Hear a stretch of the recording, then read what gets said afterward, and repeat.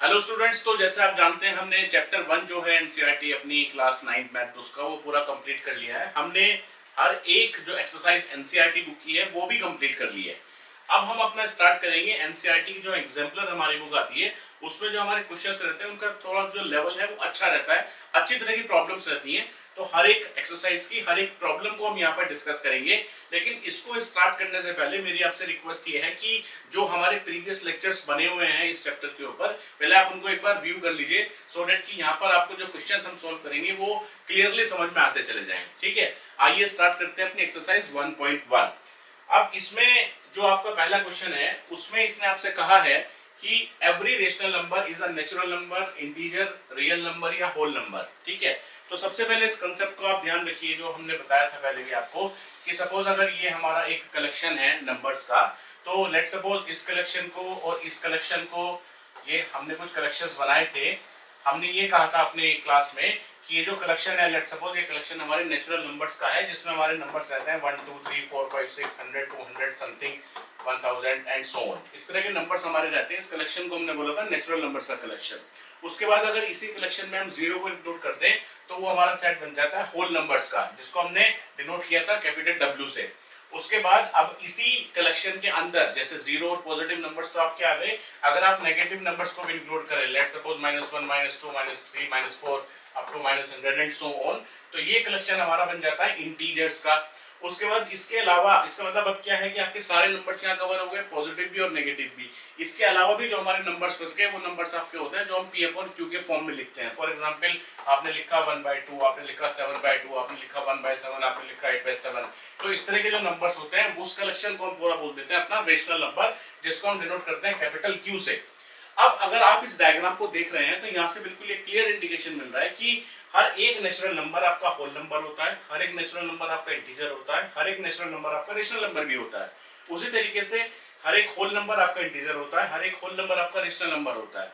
उसी तरीके से हर एक इंटीजर आपका एक रैशनल नंबर होता है। लेकिन हर एक रैशनल नंबर आपका नेचुरल नंबर हो ऐसा जरूरी नहीं है, क्योंकि रैशनल नंबर का जो सेट है वो काफी बड़ा सेट है, जबकि नेचुरल नंबर का जो सेट है वो बहुत छोटा सेट है। ठीक, तो जो छोटा कलेक्शन है वो ऑब्वियसली आ रहा है आपके बड़े कलेक्शन में, इसीलिए हम इजीली बोल सकते हैं कि let suppose every whole number is an integer, हम बिल्कुल कह सकते हैं। Every natural number is a rational number, हम बिल्कुल कह सकते हैं। Every natural number is an integer, हम बिल्कुल कह सकते हैं। लेकिन हम ये नहीं कह सकते कि every rational number is a whole number या every rational number is a integer. ठीक, तो इस तरह से हमने कलेक्शन अपना डिस्कस किया था अपने रैशनल नंबर्स का। फिर इसके अलावा जो हमारे नंबर्स बच जाते हैं उन नंबर्स को हम बोलते हैं अपने इर्रेशनल नंबर्स, जिसको हमने डिनोट किया था Q डैश से। और उसमें हमारे किस तरह के नंबर्स आते हैं, जैसे कि आपका √2 हो गया या पाई हो गया, √5 हो गया, √7 हो गया। ठीक है, उसके बाद फिर हमने ये कहा था कि ये जो दोनों नंबर्स का कलेक्शन होता है इस कलेक्शन को हम अपना बोलते हैं रियल नंबर्स, जिसको हम जनरली कैपिटल R से डिनोट करते हैं। ठीक, तो अब देखिए क्वेश्चन में इसने आपसे क्या कहा कि एवरी रैशनल नंबर, क्या हर एक रैशनल नंबर नेचुरल नंबर है? नहीं है, क्योंकि हर एक रैशनल नंबर आपका एक नेचुरल नंबर नहीं है। इंटीजर है, हर एक रैशनल नंबर आपका इंटीजर भी नहीं है। हर एक रैशनल नंबर आपका रियल नंबर है, हाँ ये है, क्योंकि रियल नंबर का हमारा जो पूरा कलेक्शन होता है उसी के अंदर मेरे रैशनल नंबर्स और इरेशनल नंबर्स दोनों आते हैं। इसलिए हम ये कह सकते हैं कि हर एक रैशनल नंबर हमारा रियल नंबर है। तो यहाँ पर आपका ऑप्शन सी करेक्ट हो गया। और डी ऑप्शन है every rational number is a whole number, ये भी आपका फॉल्स हो गया। तो ये भी नहीं होगा, ये भी नहीं होगा, ये भी नहीं होगा। इसका मतलब आपका सिर्फ ऑप्शन सी यहाँ पर करेक्ट है। आइए सेकंड क्वेश्चन पर चलते हैं। सेकंड क्वेश्चन आपका फिर बोल रहा है ये कि बिटवीन टू रैशनल नंबर्स, क्या कोई रैशनल नंबर नहीं होता? There is no rational number, there is exactly one rational number, there are infinitely many rational numbers, और there are only one rational number and no irrational number. तो आपको बताना है इसमें कौन सा करेक्ट है। तो इस तरह के क्वेश्चंस भी हमने डिस्कस किए थे अपनी क्लास में।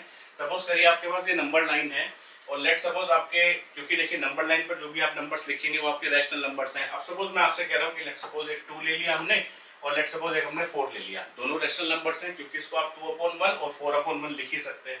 तो कह रहे हैं कि between two rational numbers there is no rational number. नहीं, ऐसा नहीं है, क्योंकि 2 और 4 के बीच में तो बहुत सारे नंबर्स हैं। There is exactly one rational number. नहीं, ऐसा नहीं है, इनफाइनाइट रैशनल नंबर्स एग्जिस्ट कर रहे हैं। तो there are infinitely many rational numbers, हाँ ये बिल्कुल करेक्ट है। देखिए जब भी आप इस तरह के ऑब्जेक्टिव क्वेश्चंस को करें तो बड़ा ध्यान से उनको पढ़ा करें। देखिए कह रहा है इनफाइनाइटली मेनी रैशनल नंबर्स, तो ध्यान से पढ़िएगा, कहीं ऐसा ना हो कि उसने कहा हो कि इरेशनल है और आप उसको गलती पढ़ लें। ठीक, तो ये हमारा ऑप्शन करेक्ट हो गया और कह रहा है they are only rational number and no irrational number, ये हमारा फॉल्स हो गया। ठीक, क्योंकि ऐसे रैशनल नंबर्स हो सकते हैं हमारे जो कि आपके 2 और 4 के बीच में हो। ठीक है, चलिए आगे चलते हैं नेक्स्ट। तो इसका हमारा ऑप्शन हो गया there are infinitely many rational number, ये हमारा ठीक हो गया। चलिए आगे चलते हैं। अब जैसे अगर आपको कोई वो पूछ ले कि 2 और 4 के बीच में कोई इरेशनल नंबर बताओ क्या होता है, तो आप याद रखिएगा कि जैसे सपोज स्क्वायर रूट ऑफ 2 होता है, इसकी हमारी वैल्यू होती है 1.414। कुछ स्क्वायर रूट्स की वैल्यू आप याद रख लें। ठीक है, उसी तरीके से जो आपका रूट 3 होता है उसकी वैल्यू होती है 1.732। इसी तरीके से जो आपका रूट 5 रहता है उसकी आपकी वैल्यू होती है 2.236। तो अगर आप ध्यान से देखें तो 2 और 4 के बीच में एक ही वैल्यू तो आई रही है हमारी 2.236, कहीं ना कहीं इधर होगा आपका रूट 2। इसका मतलब एक 2 और 4 के बीच में एक इरेशनल नंबर हमने दिखा दिया। ये कह रहा है कि क्या कोई इरेशनल नंबर नहीं होता, तो फॉल्स है, क्योंकि ऐसे तो इनफाइनाइट इरेशनल नंबर्स एग्जिस्ट करते हैं किन्हीं भी दो इरेशनल नंबर्स के बीच में। ठीक है, चलिए नेक्स्ट क्वेश्चन पर चलते हैं। अब नेक्स्ट क्वेश्चन ये कह रहा है कि decimal representation of a rational number can not be. अब मैं फिर बता देता हूं आपको इस कांसेप्ट को, मैंने पहले भी डिस्कस किया अपने लेक्चर्स में कि अगर आपके पास कोई भी एक नंबर है और सपोज अब उसको हम कह रहे हैं कि वो एक रैशनल नंबर है p अपॉन q, तो हमेशा क्या होगा जब भी आपका q डिवाइड करेगा p को, तो जो आपका रिमाइंडर है उसकी वैल्यू या तो 0 आएगी या 0 नहीं आएगी। अगर रिमाइंडर की वैल्यू 0 आ गई, अगर रिमाइंडर की वैल्यू आपकी 0 आ गई तो हम कहेंगे कि ये हमारा टर्मिनेटिंग टाइप का है। टर्मिनेटिंग टाइप का मतलब क्यों है, क्योंकि रिमाइंडर 0 आ गया और क्वोशिएंट फिक्स हो गया। दूसरा केस क्या बनता है कि अगर ये हमारा 0 ना आए, अगर ये 0 नहीं आएगा तो फिर क्या होगा, ये हमारा नॉन टर्मिनेटिंग हो जाएगा और जो क्वोशिएंट में हमारे डिजिट्स हैं वो रिपीट होना स्टार्ट हो जाएंगी। तो इसका जैसे एग्जांपल हो गया 1/2। ठीक, इसका जैसे एग्जांपल आपका हो गया लेट्स सपोज 1/3 कह दीजिए आप, लेट्स सपोज ये आपका हो गया 1/3, क्योंकि जब 1 को डिवाइड करेंगे 3 से तो आपका क्या आता चला जाएगा, ये देखिए यहाँ पर आपने लगाया 3 3 जा 9, फिर आपका 1 आ गया 0 आ गया, 3 3 जा 9, फिर आपका 1 आ गया 0 आ गया, फिर आपका आ गया 3 3 जा 9। इस तरीके से आपका ये चलता चला जाएगा और जो आपका क्वोशिएंट है वो भी आपका फिक्स नहीं होगा, उसमें भी आपके डिजिट्स रिपीट होते चले जाएंगी। तो रैशनल नंबर्स हमारे वो नंबर्स होते हैं जिसमें कि आपकी जो रिमाइंडर है वो या तो 0 होगा या नॉन 0 होगा, या मैं ये कहूं कि जो या तो खाली आपके टर्मिनेटिंग हो जाएंगे, तो टर्मिनेटिंग का मतलब क्या हो गया, जिसमें रिमाइंडर 0 आ गया, या आपके नॉन टर्मिनेटिंग होंगे। और नॉन टर्मिनेटिंग में भी सिर्फ वो वाले होंगे जिसमें कि जो हमारी डिजिट्स हैं वो रिपीट हो रही हैं। तो non terminating and repeating digits आपकी आ रही होंगी। ठीक है, तो इस तरह के जो नंबर्स होते हैं वही मेरे सिर्फ रैशनल नंबर्स होते हैं, जबकि जो मेरे इर्रेशनल नंबर्स होते हैं वो मेरे होते हैं जो कि नॉन टर्मिनेटिंग होंगे और प्लस आपके साथ जो उसमें हमारी डिजिट्स होंगी वो नॉन रिपीटिंग डिजिट्स होंगी। फॉर एग्जांपल अगर आप पाई को लिखेंगे तो इसका आएगा 3.1415 और जितने भी डिजिट्स आएंगी उनमें से कोई भी डिजिट आपकी रिपीट नहीं होगी। या अगर आप √2 लिखें तो आपका आएगा 1.414 समथिंग आप देखिएगा इसको, तो कोई डिजिट्स रिपीट नहीं होगी। तो इस तरह के नंबर्स मेरे इर्रेशनल नंबर्स होते हैं। अब क्वेश्चन में उसने आपसे क्या पूछा है कि decimal representation of a rational number, तो उसने स्पेसिफाई कर दिया कि हम रैशनल नंबर के डेसिमल रिप्रेजेंटेशन की बात कर रहे हैं, यानी कि इनपुट में मेरे पास पहले से ही p/q दिया हुआ है। अब क्या होगा, p/q होगा या तो टर्मिनेटिंग होगा या नॉन टर्मिनेटिंग रिपीटिंग होगा। तो पहला ऑप्शन क्या है, टर्मिनेटिंग, हाँ टर्मिनेटिंग हो सकता है। नॉन टर्मिनेटिंग, हाँ नॉन टर्मिनेटिंग भी हो सकता है। तीसरा नॉन टर्मिनेटिंग रिपीटिंग, हाँ ये भी हो सकता है। अब ये कह रहा है कि क्या नहीं होगा, कैन नॉट बी, तो इसका जो ऑप्शन आएगा करेक्ट हम लगाएंगे ये वाला। ठीक, क्योंकि जो रैशनल नंबर का जब आप डेसिमल रिप्रेजेंटेशन करेंगे तो वो कभी भी नॉन टर्मिनेटिंग और नॉन रिपीटिंग नहीं होगा, क्योंकि जो इस तरह का नंबर होता है वो हमारा होता है इर्रेशनल नंबर। ठीक है, चलिए नेक्स्ट क्वेश्चन को देखते हैं। The product of any two irrational numbers, देखिए ध्यान से देखिएगा, अब यहाँ पर दो इर्रेशनल नंबर्स की बात कर रहा है। तो इसका भी हमने एक पढ़ा था अपना जब लेक्चर लिया था, मैंने वहां पर आपको रूल्स बताए थे जिसमें कि हम अपने ऑपरेशंस परफॉर्म करते हैं रैशनल और इर्रेशनल नंबर्स के बीच में। तो अगर यहाँ पर आप देखें तो क्या कह रहा है कि दो इर्रेशनल नंबर्स का प्रोडक्ट कैसा होगा। अब फॉर एग्जांपल आप लेकर चलिए कोई भी दो इर्रेशनल नंबर लीजिए और उनका प्रोडक्ट आप करके देखिए।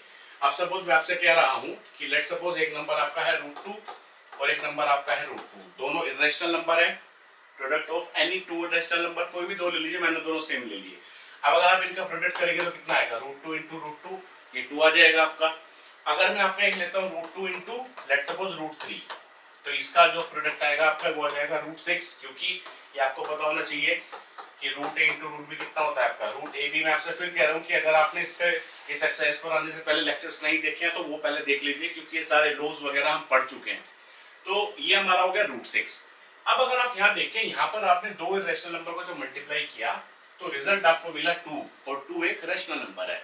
उसी तरीके से जब आपने दो इरेशनल नंबर्स को मल्टीप्लाई किया तो रिजल्ट आपको मिला एक इरेशनल नंबर, क्योंकि √6 एक इरेशनल नंबर है।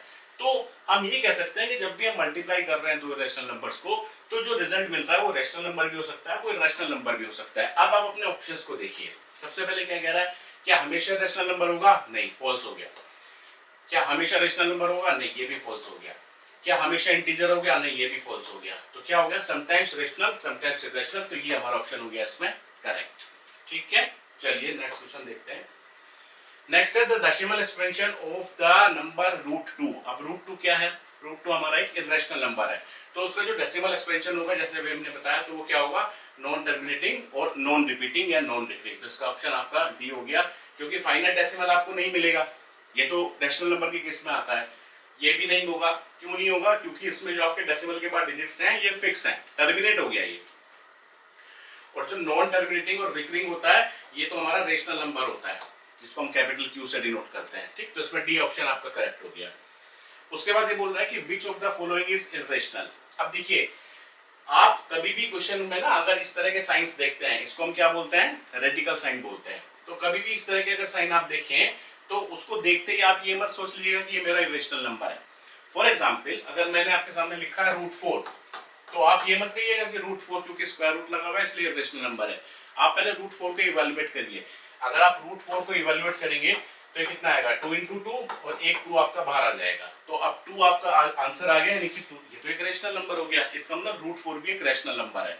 या इसको सोल्व करने का तरीका दूसरा आप क्या लिख सकते हैं, जैसा आपके सामने √4 लिखा हुआ है, आप इसको क्या लिख सकते हैं, 4 की पावर 1/2, क्योंकि अगर यहाँ पर कुछ मेंशन नहीं होता तो बाय डिफॉल्ट यहाँ 2 रहता है।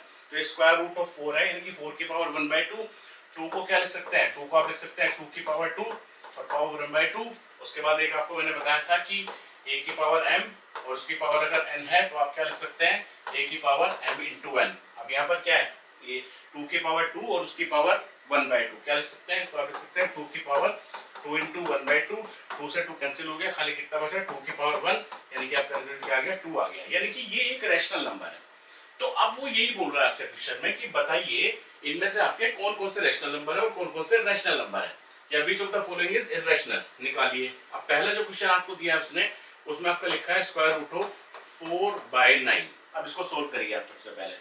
अब स्क्वायर रूट ऑफ 4/9 अगर आप सोल्व करेंगे तो सीधा सीधा से क्या है, ये तो आपका लिखा है 2 × 2 और ये आपका क्या लिखा है 3 × 3, ये तो लिखा हुआ है। या इसको आप ये भी कर सकते हैं, ये लिखा है 2 की पावर 2 और ये आपका लिखा है 3 की पावर 2 और इसका स्क्वायर रूट। उसके बाद आप इसको क्या लिख सकते हैं, 2 की पावर 2 का स्क्वायर रूट और 3 की पावर 2 का स्क्वायर रूट। ये आप क्या लिख सकते हैं, 2 की पावर 1/2 अपॉन 3 की पावर 2 की पावर 1/2 मल्टीप्लाई कर दीजिए, इसको इससे कर दीजिए, इसको इससे कर दीजिए, कितना हो गया, 2 की पावर 2 × 1/2 अपॉन 3 की पावर 2 × 1/2। ये कट गया, ये भी कट गया, ये क्या बचा 2, नीचे क्या बचा 3।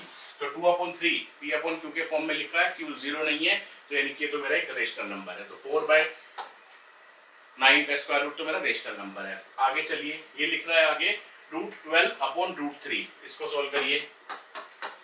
√12/√3 को अगर आप सोल्व करेंगे तो कितना आएगा, इसको आप लिख सकते हैं √12/3, क्योंकि ये भी मैंने आपको बताया था कि स्क्वायर रूट ऑफ a/m को आप क्या लिख सकते हैं, square root of a upon square root of m, ठीक है, या square root of a upon square root of m को लिख सकते हैं square root of a upon m।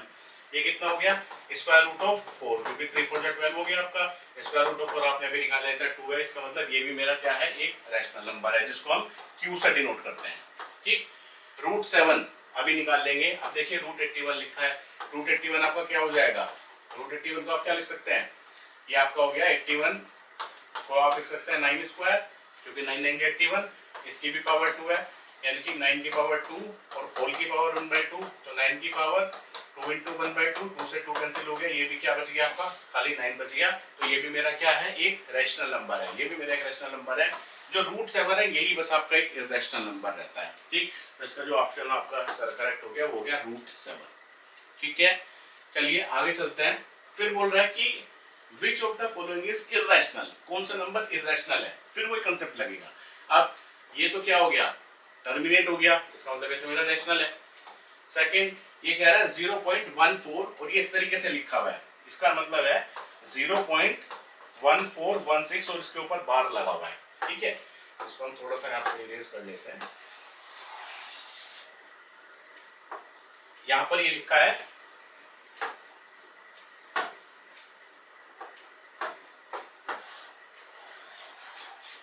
यहाँ पर आपका लिखा है 0.1416, इसको हम लिख सकते हैं 0.14 और 16 के ऊपर बार लगा हुआ है ये, ठीक है।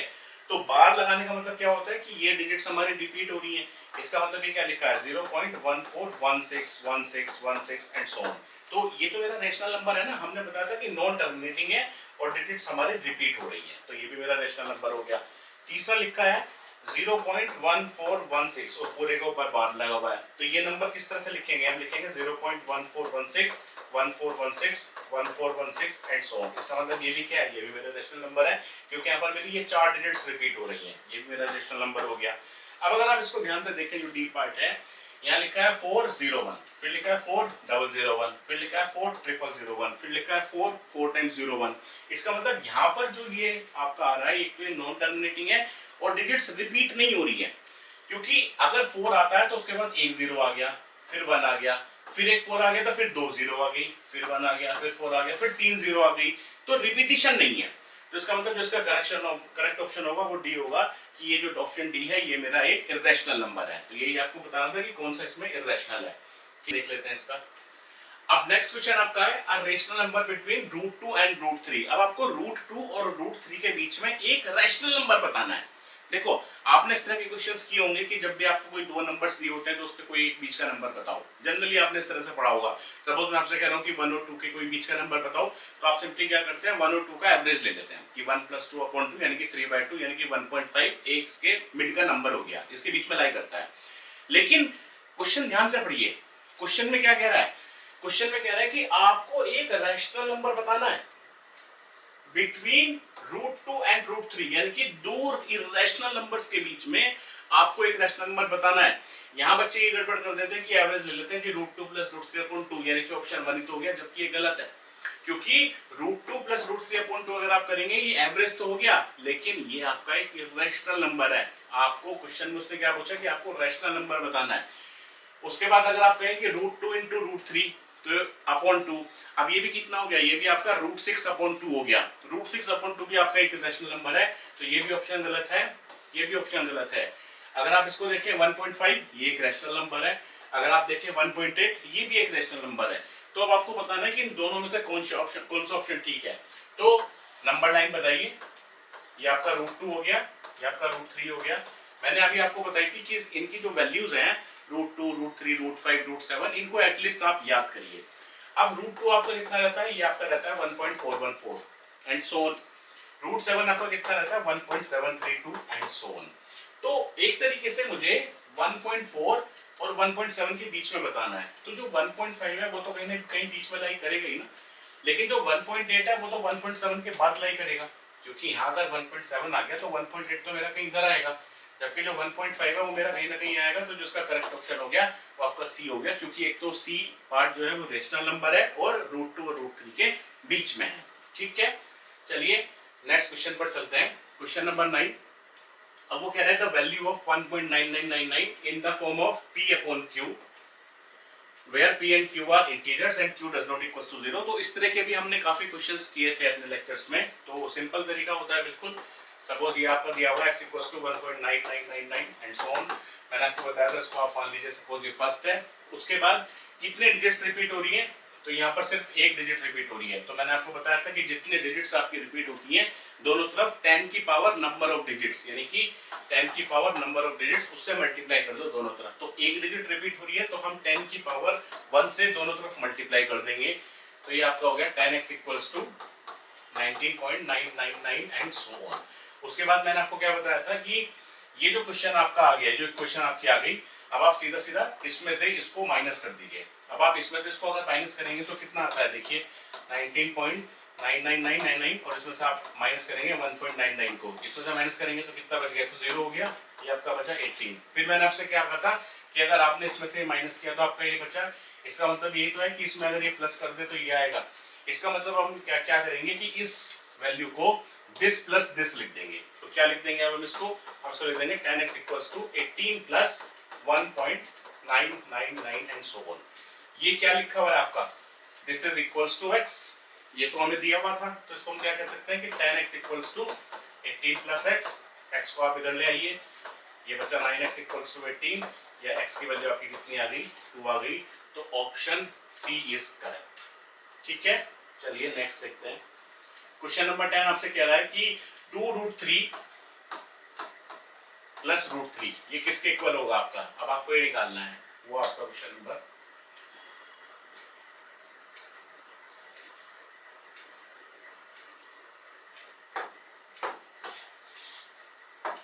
इधर लिख लेते हैं। 2√3 प्लस √3 आपको बताना है किसके इक्वल होगा। तो दो, ये भी रेशनल नंबर है, ये भी रेशनल नंबर है, तो इसमें सीधा सीधा आप √3 सबसे पहले कॉमन ले लीजिए। तो ये कितना बच गया आपका, 2 + 1 बच गया, 2 + 1 आपका 3 हो गया, 3 × √3 यानी कि आपका आ गया 3√3। तो ये तो सिंपल है आपका, इसका ऑप्शन तो सी होगा 3√3। इस तरह से जो 11th क्वेश्चन दिया है उसमें आपसे कह रहा है कि √10 मल्टीप्लाई बाय √15 ये आपको निकालना है किसके इक्वल होगा। तो देखिए बताया हुआ है आपको कि √a × √b क्या होता है, √a × √b को आप लिख सकते हैं √a × b। इसका मतलब √10 × √15 को आप क्या लिख सकते हैं, 10 × 15 लिख सकते हैं। अब इसके फैक्टर्स बना लीजिए सबसे पहले, ठीक, इसके फैक्टर्स बनाइए, क्योंकि देखो यहाँ पर ना, यहाँ पर √5 है, यहाँ √6 है, यहाँ √25 है, यहाँ √5 है, तो पहले फैक्टर्स बनाइए आप इसके। तो 10 को लिख सकते हैं 5 × 2, 15 को लिख सकते हैं 5 × 3। अब यहाँ पर 2 5 आ रहे हैं आपके, 2 5 आ रहे हैं, यहाँ पर स्क्वायर रूट है तो एक 5 बाहर आ जाएगा, क्योंकि इसको आप क्या कह रहे हैं, इसको आप एक्चुअली में यही तो कह रहे हैं ना कि 5 की पावर 2 × 2 × 3, और ये स्क्वायर रूट लिखा हुआ है। ये इसको आप ये भी तो कह सकते हैं ना कि ये सपोज a की पावर m है और ये पूरा 1 है, यानी कि आप इसको ये भी लिख सकते हैं 5 पावर 2 × 6 भी लिख सकते हैं। देखो ये सीधा सीधा दिख रहा है कि 5 बाहर आएगा तो 5√6 यानी कि ये इसका ऑप्शन हो गया। लेकिन अगर आपको नहीं पता कि किस तरीके से सोल्व होता है, इसलिए आपको बता रहा हूँ, तो इसको आप फिर ये भी लिख सकते हैं कि 5 की पावर 2 × 6 और होल पावर कितना हो गया 1/2। उसके बाद ये 1/2 अलग अलग कर लीजिए पावर आप, तो ये आप क्या लिख सकते हैं 5 की पावर 2 × 1/2 × 6 की पावर 1/2, 5 की पावर 2 × 1/2 क्या लिख सकते हैं 5 की पावर 2 × 1/2 मल्टीप्लाई हो गया, 2 से 2 कट गया, और इंटू आपका √6 हो गया, ये क्या बचा 5, यानी कि आपका हो गया 5√6। ठीक है, चलिए आइए नेक्स्ट क्वेश्चन देख लेते हैं। The number obtained on rationalising the denominator 1/√7 - 2। तो यहाँ पर आपको दिया है 1/√7 - 2। देखिए जब भी आपको रेशनलाइज करना है, अगर डिनोमिनेटर आपका कुछ इस तरह का लिखा है कि लेट सपोज a + √b लिखा है, तो आपको सबसे पहले इसका कंजुगेट निकाल लेना है। कंजुगेट कैसे निकलेगा कि जो भी आपका रेशनल प्लस इरेशनल नंबर अगर है, तो हम बीच में अगर प्लस साइन है तो उसके जगह माइनस साइन लगा देंगे और बाकी टर्म्स हम एज इट इज लिख देंगे, तो ये इसका बन जाएगा कंजुगेट। सिमिलरली अगर आपको दिया हुआ है a - √b, तो उसका कंजुगेट हो जाएगा a + √b। या अगर आपको कुछ इस तरह की टर्म दी हुई है, लेट सपोज आपका दिया हुआ है डिनोमिनेटर में x√a और लेट सपोज प्लस y√b, जहां पर x और y कोई भी आपके कांस्टेंट्स हैं और a भी आपके कोई कांस्टेंट्स हैं, तो जो इसका कंजुगेट बनेगा वो आपका बनेगा x√a और माइनस y√b। उसी तरीके से अगर x√a माइनस y√b दिया है तो इसका कंजुगेट आपका ये हो जाएगा। ठीक है, अब यहाँ पर आपको दिया है 1/√7 - 2, तो √7 - 2 का आपका कंजुगेट हो गया √7 + 2, तो ये हमने इसको कर दिया रेशनलाइज। अब आप नीचे फॉर्मूला लगा दीजिए, a - b और a + b का फॉर्मूला लग गया, क्योंकि ये क्या हो गया a - b और ये आपका हो गया a + b, तो a - b और a + b का फॉर्मूला आपका हो गया a² - b², यानी कि √7² - 2², ये आपका हो गया √7 + 2 अपॉन √7 का स्क्वायर कितना हो गया आपका 7, 2 का स्क्वायर आपका कितना हो गया 4, तो ये आपका आ गया √7 + 2 और 7 - 4 आपका हो गया 3, तो √7 + 2 3 आपका करेक्ट ऑप्शन है, जो कि आपका ऑप्शन है ए। ठीक है, उसके बाद आपका नेक्स्ट लिखा है 1/√9 - √8। अब इसमें भी आपको बोल रहा है कि ये किसके इक्वल होगा, तो सिंप्लीफाई इसने किया हुआ है, तो इसे जब सिंप्लीफाई किया तो इसका मतलब आपको इसको भी रेशनलाइज करना है। तो रेशनलाइज करने के लिए इसका कंजुगेट निकाल लीजिए। इसका कंजुगेट कितना आएगा √9 + √8, ऊपर नीचे इसको मल्टीप्लाई डिवाइड कर दीजिए, √9 + √8, या हम ये कहें कि डिनोमिनेटर और न्यूमरेटर को हमने √9 + √8 से मल्टीप्लाई कर दिया है। उसके बाद आपका कितना आ गया, ये आपका हो गया √9 + √8 और नीचे आपका कितना बन गया a माइनस बी और a प्लस बी, वापस से a square minus B square यानी कि √9 का स्क्वायर माइनस √8 का स्क्वायर हो गया a square minus B square, ये आपका हो गया √9 प्लस √8 और डिवाइड में क्या बचा आपका ये √9 का स्क्वायर आपका हो गया 9 और √8 का स्क्वायर आपका हो गया 8। तो अगर आप देखें तो डिनोमिनेटर तो आपका 1 हो गया, 9 माइनस 8 ये आपका रह गया √9 प्लस √8। अब जो आपका √9 है वो कितना हो गया, √9 तो आपका 3 हो गया सीधा सीधा, और जो आपका √8 है उसको आप लिख सकते हैं 2 इंटू 2 इंटू 2, क्योंकि देखिए जब आप √9 को निकालेंगे तो √9 को आप लिख सकते हैं ना 3 इंटू 3, तो 3 इंटू 3 का मतलब एक 3 बाहर आ जाएगा क्योंकि आप स्क्वायर रूट निकाल रहे हैं। उसी तरीके से अगर आप √8 निकालेंगे तो √8 को आप क्या लिख सकते हैं, आप लिख सकते हैं 2 इंटू 2 इंटू 2, तो एक 2 बाहर आ जाएगा आपका, ठीक है। तो ये आपका हो जाएगा 2 बाहर आ गया और ये बच गया 2√2, तो √8 को आप लिख सकते हैं 3 प्लस 2√2, तो ये आपका ऑप्शन है डी 3 प्लस 2√2। क्वेश्चन नंबर 14 कह रहा है कि आफ्टर रेशनलाइजिंग, देखो क्वेश्चन को जब भी पढ़ें तो ध्यान से पढ़ें। आफ्टर रेशनलाइजिंग द डिनोमिनेटर, अब डिनोमिनेटर को रेशनलाइज करना है, वी गेट डिनोमिनेटर एज, अब खाली वो कह रहा है कि डिनोमिनेटर बताओ क्या होगा, ठीक है। तो 7/3√3 माइनस 2√2, रेशनलाइज टर्म क्या होगी, कंजुगेट क्या होगा इसका 3√3 प्लस 2√2, कर दीजिए ऊपर नीचे मल्टीप्लाई, 3√3 प्लस 2√2, 3√3 प्लस 2√2। अब पूरा सोल्व करने की जरूरत नहीं है क्योंकि वो आपसे पूछ रहा है कि खाली डिनोमिनेटर बताइए, डिनोमिनेटर क्या आएगा, तो इसका मतलब खाली इसको इससे मल्टीप्लाई करके देखिए। तो इसको इससे मल्टीप्लाई करेंगे तो वही a माइनस बी और a प्लस बी, यानी कि a square minus B square, करिए a स्क्वायर कितना हो गया 3√3 का स्क्वायर माइनस बी स्क्वायर कितना हो गया 2√2 का स्क्वायर, ये कितना हो गया 3 3 9 और √3 इंटू √3 कितना हो गया 3, तो 9 3 27, उसके बाद माइनस 2 इंटू 2 4 हो गया और √2 इंटू √2 2 हो गया, 4 2 8, 27 माइनस 8 ये आपका बच गया 19। तो आपका ऑप्शन हो गया करेक्ट डी। नेक्स्ट है the value of √32 plus √48 divided by √8 plus √12 is equals to. अब इसकी आपको वैल्यू बतानी है डायरेक्टली। अब देखिए सबसे पहले माइंड में ये आता है कि अगर इसकी वैल्यू हमें बतानी है तो क्या इसको सबसे पहले रेशनलाइज करें, तो अगर आप इसको रेशनलाइज करेंगे ना तो कभी भी ये इस तरह के सिंगल वैल्यू बताना थोड़ा मुश्किल हो जाएगा आपके लिए, या निकल तो जाएगी लेकिन आपको थोड़ा सा काम बढ़ जाएगा, ठीक है। तो इसका सबसे अच्छा तरीका ये है कि सबसे पहले जो अंदर टर्म्स लिखी हुई है ना उनके सबसे पहले फैक्टर्स बनाइए। अब सपोज √32 निकालना है तो पहले अलग अलग टर्म्स को निकालिए। अब √32 क्या क्या होता है आपका, √32 पहले फैक्टर्स बना लीजिए। तो एक तो बन गया 2 इंटू 2 इंटू 2 इंटू 2 इंटू 2, 5 बार 2 आएगा, 2 की पावर 5 होता है, 2 to the 4 to the 6 to the 32, ये हो गया आपका।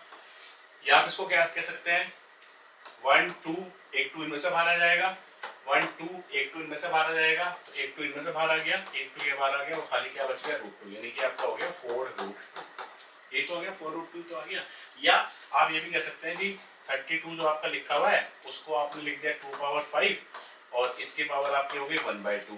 तो अब अगर 2 की पावर 5/2 करेंगे तो कुछ मिला तो है नहीं, तो इसको तोड़ लीजिए पावर को, इस तरीके से ना लिख के इसको आप ऐसे लिख लीजिए 2 की पावर 4 इंटू 2, ठीक है, और पावर हमारी हो गई 1/2। तो ये आपका क्या हो गया 2 की पावर 4 होल पावर 1/2 और एक आपका हो गया 2 की पावर 1/2। ये कितना बचा आपका 2 की पावर 4 इंटू 1/2 इंटू ये तो √2 है ही, यानी कि 2 टू द 4, ये कितना हो गया आपका 4√2, यही तो आएगा। कैसे भी आप सोल्व कर लीजिए। तो जो √32 आ गया तो आपका हो गया 4√2।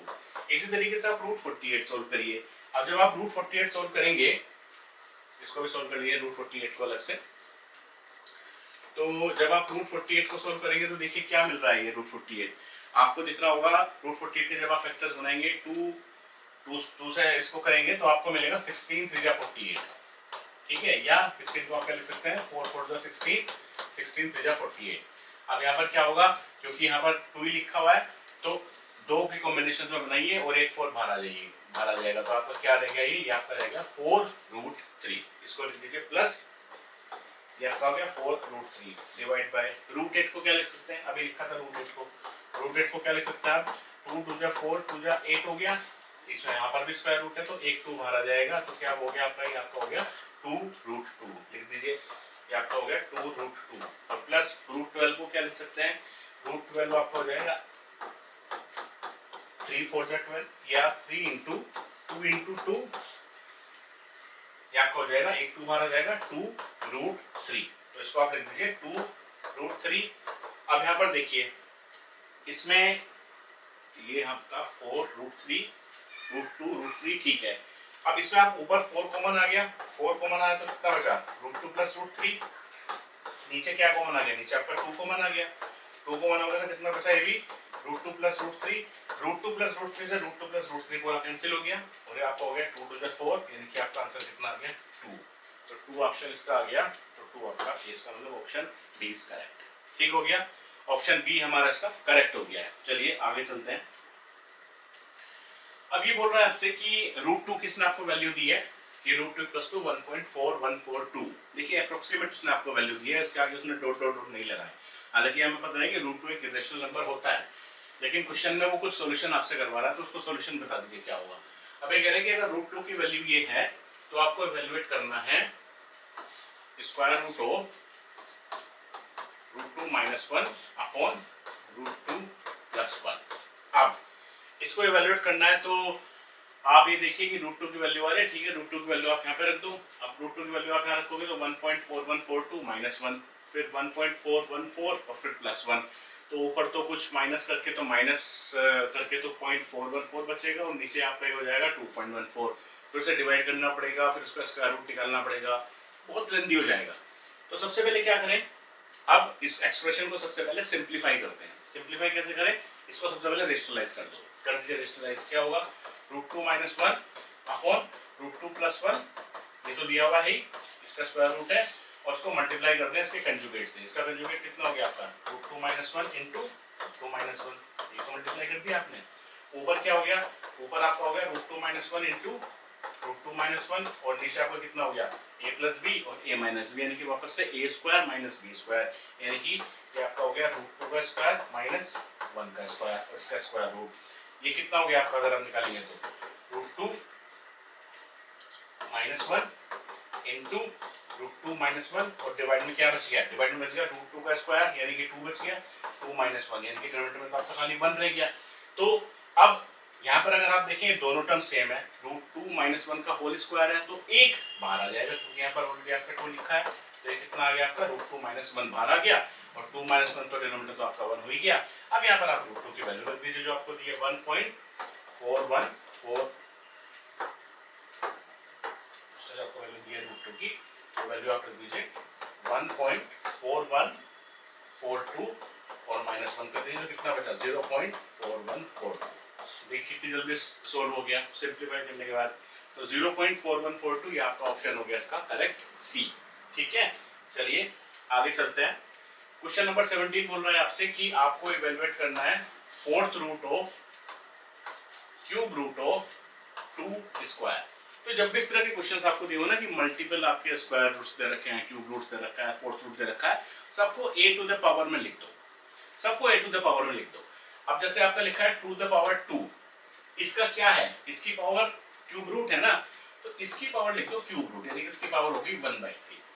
फिर ये टर्म आपने लिख ली, ये टर्म तो आपकी यही हो गई। फिर इसकी भी कितनी दे रखी है, इसकी दे रखा है 4th रूट दे रखा है, तो 4th रूट दे रखा है, ये लो, इसका भी 4th रूट लिखो और आराम से लिखो बड़ा बड़ा करके पूरा, ठीक है, बड़ा बड़ा लिखो।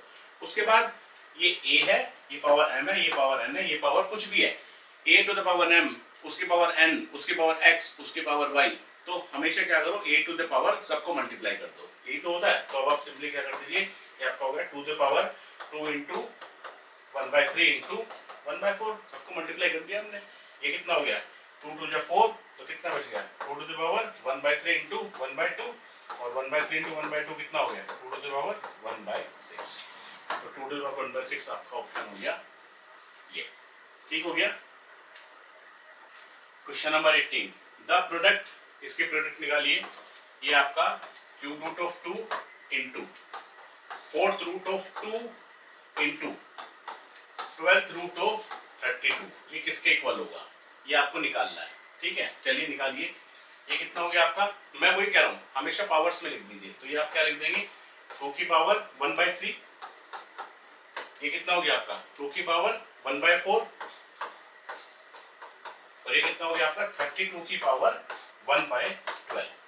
जब भी पावर्स में लिखा है तो इनके भी फैक्टर्स बना लें, थोड़ा जल्दी सोल्व हो जाता है। जैसे 2 का तो 2 रहेगा, 2 का 2 रहेगा, लेकिन 32 के फैक्टर बन जाएंगे।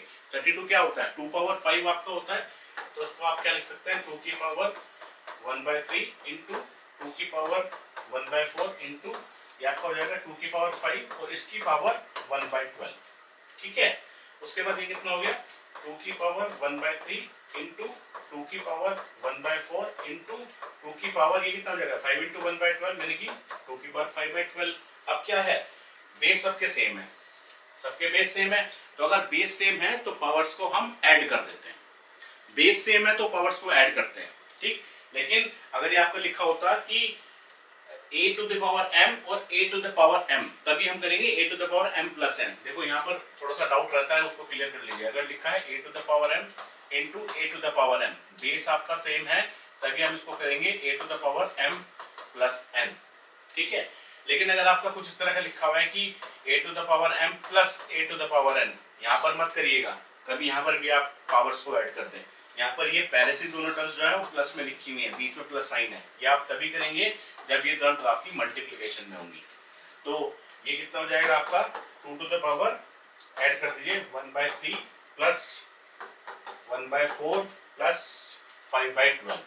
इसको अलग से इवैल्यूएट कर लें, तो अलग से इवैल्यूएट कर लीजिए इसको, 1/3 प्लस 1/4 प्लस 5/12, 12 आपका इसका एलसीएम आ गया, तो ये कितना हो गया, 12 एलसीएम आ गया, तो 3 4 जा 12, फिर 4 3 जा 12, ये आपका 3 हो गया, और 12 जा 12, ये आपका 12 जा 12, ये आपका हो गया 5, यानी कि 5 6 7 8 9 10, ये आपका हो गया 12/12, यानी कि आपका आ गया 1, तो ये आपका 1 आ गया, यानी कि आपका हो गया 2 पावर 1, यानी कि आंसर इज 2, तो answer is 2, option B is correct.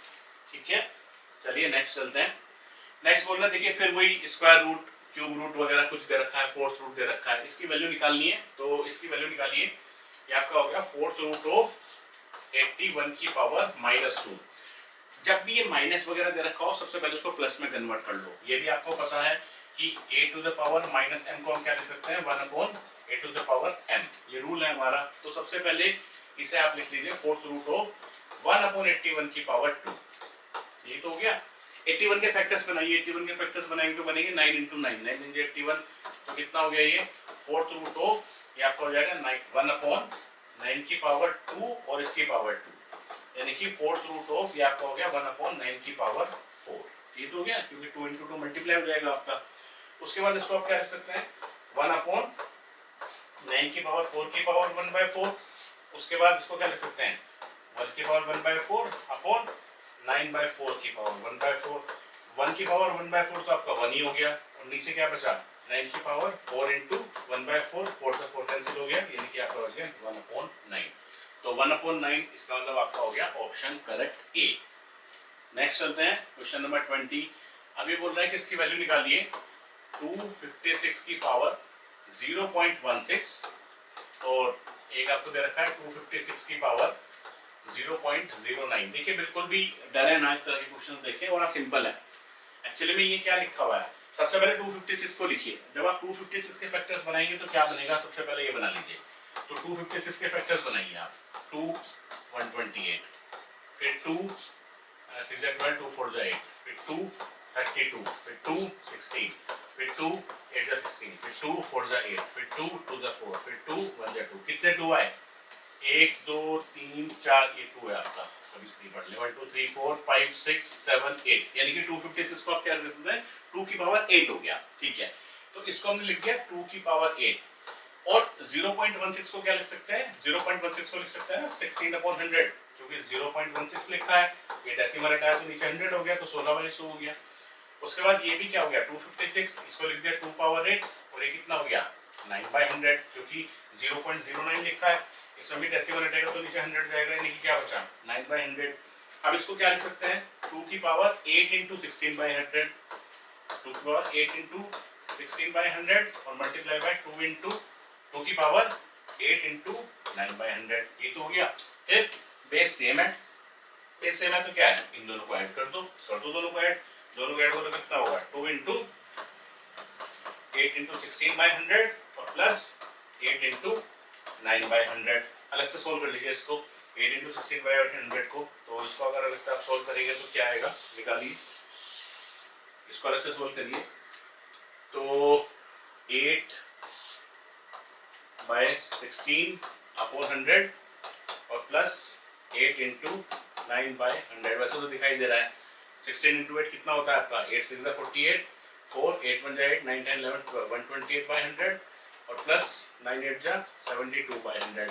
LCM आपका 100 ही आ गया और 128 प्लस 72 कितना हो गया, 128 प्लस 72/100 ये आपका हो गया 200/100, यानी कि आपका आ गया 2। तो आपका सिंपली 2 आ गया, यानी कि आपका कितना आ गया, 2 आ गया, यानी कि 2 की पावर 2 का मतलब कितना हो गया, 4 हो गया। Option is a. ठीक है, चलिए नेक्स्ट और लास्ट क्वेश्चन है एक्सरसाइज 1.1 का। इसमें लिखा है which of the following is equal to X. अब कौन सा एक्स के इक्वल है, तो इसका मतलब जो चार एक्सप्रेशंस आपको दिए हैं ये चारों आपको इवैल्यूएट करके देखना है और जो सा एक्स के इक्वल आएगा वो आंसर हो जाएगा। अब अगर आप पहला ऑप्शन देखें तो इसमें क्या लिखा है, एक्स की पावर 12/7 और फिर माइनस में लिखा है एक्स की पावर 5/7। तो ये तो आपका सोल्व कभी नहीं होगा क्योंकि तो अलग अलग लिखा हुआ है ना। देखिए बीच में अगर मल्टीप्लाई होती, ऊपर कहीं साइन होता तो हम पावर्स को ऐड करने के बारे में सोचते हैं, लेकिन ये तो पहले बीच में माइनस लगा हुआ है। ठीक, उसके बाद इसको एक बार सोल्व करके देख सकते हैं क्या है, क्योंकि ये पूरा एक ही टर्म है। तो क्या लिख सकते हैं इसको, मैंने आपको बताया था ये लिखा हुआ है 12th root of x to the power 4 की पावर 1/3। कैसे करेंगे ये बताया मैंने आपको, x की पावर 4 की पावर 1/3 और इस पूरे की पावर कितनी है 1/12, यानी कि इसको क्या लिख दें 1/12। जितने भी पावर से सबको मल्टीप्लाई कर दें, यानी कि 4 इंटू 1/3 इंटू 1/12, ये कितना हो गया 4 3 12, यानी कि आप ये आ गया x की पावर 1/9। तो ये तो नहीं है, ये भी नहीं है, ये भी नहीं है। इसको सोल्व करके देखिए। अच्छा, इसको सोल्व करेंगे तो क्या आएगा, x की पावर 12/7 इंटू x की पावर 7/12। अब देखिए क्या है कि बेस सेम है और बीच में मल्टीप्लाई है, तो पावर्स को ऐड करेंगे तो ये आपका आएगा x की पावर 12/7 प्लस 7/12। और अगर इसको निकालेंगे तो 12 और 7 का एलसीएम आप लेंगे तो 84 इसका एलसीएम आ गया, 7 8 और 7 12 ये आपका आ गया 154। और ना ये तो ये आपका नहीं आ रहा है 16 अगर आप करेंगे तो इसको सोल्व करिए। ठीक है, इसको जब आप सोल्व करेंगे तो ये सही लिखा है ना 8 हाँ ठीक है, इसको सोल्व करिए। ये आपका लिखा है square root of X cube और इस पूरे की पावर है 2/3।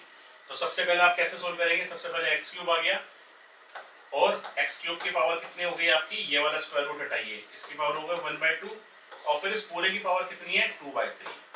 ठीक, तो सबसे पहले जितना भी स्क्वायर रूट्स क्यूब रूट्स दे रखे हैं सबसे पहले इनको आप ओपन कर लें। तो अब ये कितना हो गया आपका, अब x की पावर 3 इंटू 1/2 इंटू 2/3। अब देखिए यहाँ 3 से 3 कट गया, 2 से 2 कट गया, तो खाली कितना बचा x की पावर 1 यानी कि x। तो इसका मतलब ये हमारा करेक्ट ऑप्शन हो गया इसका सी, ये इसकी वैल्यू है। तो देखिए ये हमने एग्जाम्पलर की अपनी 1.1 एक्सरसाइज पूरी कंप्लीट कर ली है। आप इन क्वेश्चंस को करिए, अच्छी प्रैक्टिस आपकी होगी। फिर भी अगर आप किसी क्वेश्चन में डाउट है तो आप मुझे कमेंट सेक्शन में डाल दीजिए, मैं आपको पर्सनली रिप्लाई करूंगा। इसके बाद जो हम अपना लेक्चर बनाएंगे उसमें हम लेंगे एक्सरसाइज 1.2। Thank you.